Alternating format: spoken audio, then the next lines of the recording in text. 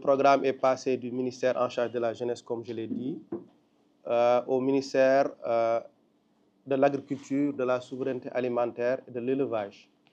Et ce changement d'ancrage institutionnel-là n'est pas fortuit, mais ça n'a pas changé fondamentalement l'essence de ce programme. Parce qu'il y a toujours la poursuite de la création d'emplois, mais il y a également l'aspect de contribution à la souveraineté alimentaire qui a été beaucoup plus renforcé. Une nouvelle vision a été déclinée, l'agenda national de transformation. Cet agenda est décliné en plusieurs phases. Donc, il y a une phase déjà de 10 ans donc, qui coïncide au master plan.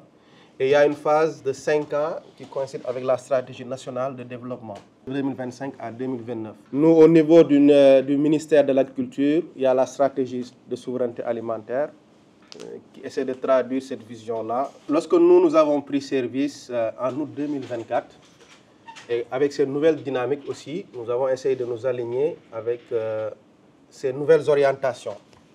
Donc c'est dans ce cadre-là que nous avons élaboré un document stratégique et opérationnel aussi qui est aligné à ce quinquennat. Déjà, l'objectif global, c'est de contribuer au changement des systèmes agroalimentaires du pays. Mais plus spécifiquement, il s'agit vraiment d'augmenter les niveaux de production, que ce soit végétal, animal, aquacole et piscicole, tout en favorisant la création d'emplois dans les zones d'intervention du programme.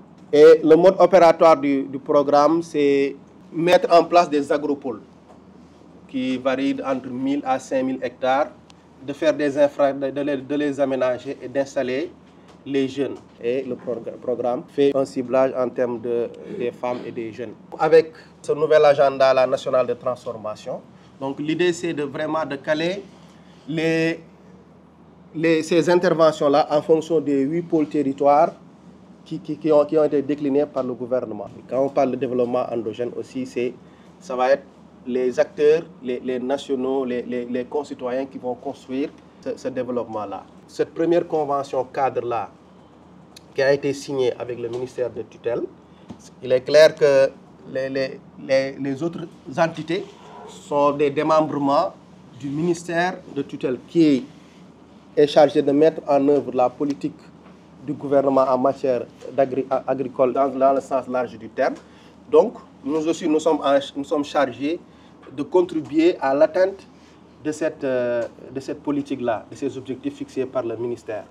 Donc, c'est tout naturel que s'il y a une convention avec le ministère de tutelle, que cette convention-là puisse s'élargir avec les entités autonomes qui aussi contribuent à atteindre les mêmes objectifs.